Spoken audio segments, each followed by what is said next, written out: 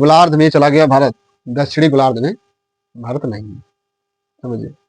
उत्तरी गोलार्ध में भारत चला गया तो भारत के 8 राज्यों से कर्क रेखा जाती है, 23.5 डिग्री की रेखा जो कि 23.5 डिग्री नॉर्थ की रेखा जो गुजरती है भारत के 8 राज्यों से होकर गुजरती है, एकदम सेंटर से मध्य से 8 राज्यों से होकर गुजरती है कर्क रेखा। गुजरात है, राजस्थान है, मध्य प्रदेश, छत्तीसगढ़, झारखंड, पश्चिम बंगाल, अब त्रिपुरा और मिजोरम, ये भारत के 8 ऐसे राज्य हैं जहां से कर्क रेखा गुजरती है।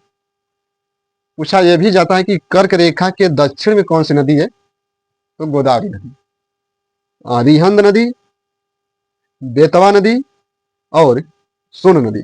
सोन नदी, रिहंद नदी, बेतवा नदी को काटती है कर्क रेखा।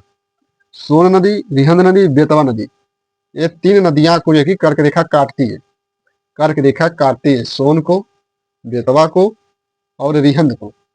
ये 3 नदियां हैं जो कर्क रेखा काट रही है। लेकिन प्रश्न ऐसे नहीं आया अभी तक। प्रश्न में ये आया है कि कर्क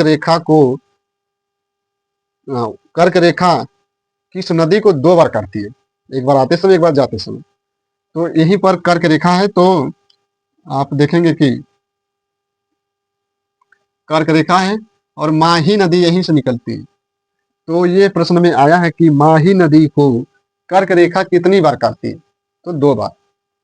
2 बार जो है कि माही नदी कर्क रेखा को काटती है, या कर्क रेखा माही नदी को 2 बार काटती है, आप ऐसे बोल दीजिएगा।